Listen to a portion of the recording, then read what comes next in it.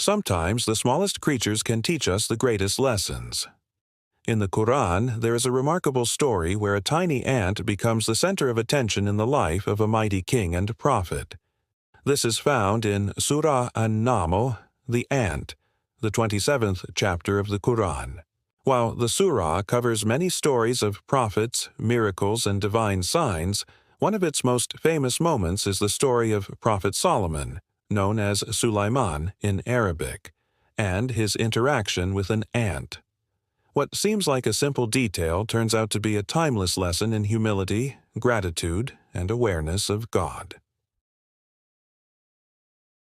Surah An-Naml is named after the ants because of this unique story, but the surah as a whole is much broader. It recounts the missions of several prophets, including Moses, Solomon, Salih, and Lot. It emphasizes that God's signs are everywhere, whether in mighty miracles or in small creatures. The surah also highlights the Quran as a book of clarity, a guide that separates truth from falsehood. What makes the story of Solomon and the ant so powerful is the contrast it creates. On one side, we see Solomon, a prophet blessed with immense power, knowledge, and the ability to understand the speech of animals. On the other, we see an ant, tiny, fragile, and seemingly insignificant. Yet their encounter leaves us with one of the most profound lessons in humility and responsibility. The Quran tells us that Prophet Solomon inherited the kingdom of his father David, and his rule extended over humans, jinn, birds, and animals. God had given him a unique gift, the ability to understand the language of creatures. One day, as Solomon and his armies marched in formation, they approached a valley where a community of ants lived. The Quran describes how an ant, seeing the mighty army approaching, called out to its fellow ants, "O ants, enter your homes so that Solomon and his soldiers do not crush you while they are unaware." This tiny creature displayed awareness, responsibility, and concern for its community. It warned its fellows not out of selfishness but out of care for their safety. What is most striking, however, is Solomon's reaction. Upon hearing the words of the ant, the Quran says that Solomon smiled in amusement and gratitude. Instead of being proud of his power, instead of dismissing the ant as insignificant, Solomon recognized the wisdom in the creature's words and turned to God in humility. He prayed, "My Lord, inspire me to be grateful for your favor, which you have bestowed upon me and upon my parents, and enable me to do righteous deeds that please you, and admit me by your mercy into the ranks of your righteous servants." The first lesson we gain from this story is humility. Solomon, despite being a king and a prophet, does not mock the ant or boast about his ability to understand it. Instead, he acknowledges that this small creature is part of God's creation, and that every creature, no matter how small, carries wisdom. The ant teaches us that leadership is not about crushing the weak, but about protecting them. Even the smallest voice deserves to be heard, and true strength lies in the ability to listen with compassion. The lessons of responsibility. The second lesson is responsibility.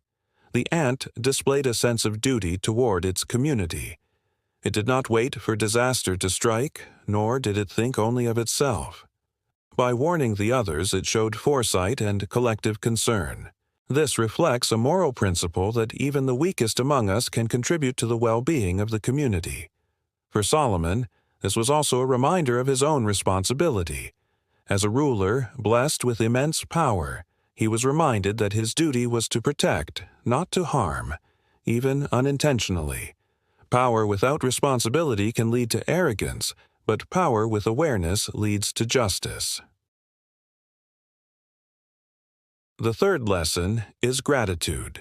Solomon's immediate response was to thank God.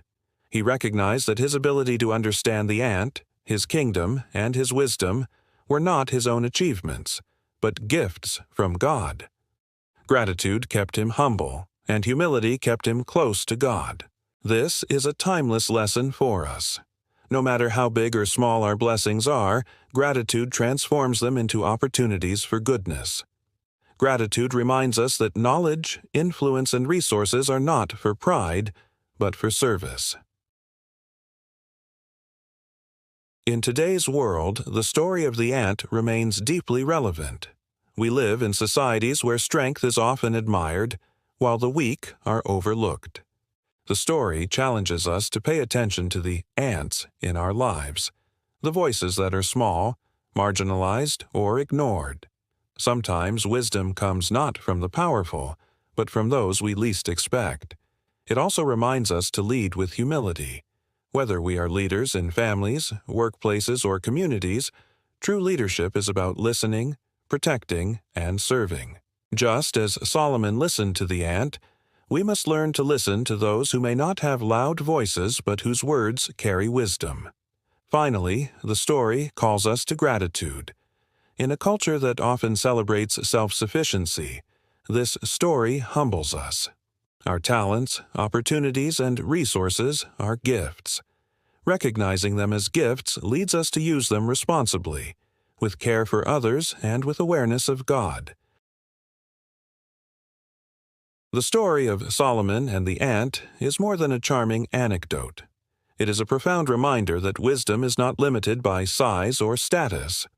A tiny ant, with its awareness and sense of responsibility, becomes a teacher of humility for a mighty prophet. And that prophet, in turn, becomes a model of gratitude and righteous leadership. Surah An-Naml invites us to see the world differently, to notice the signs of God not only in grand miracles but also in the smallest of creatures. It calls us to humility, responsibility, and gratitude, reminding us that the true measure of greatness is not power or eloquence, but sincerity and faith. In the end, the ant that spoke to Solomon still speaks to us today. It whispers a timeless truth, that every voice matters, that humility elevates us, and that gratitude connects us to the one who gives all blessings.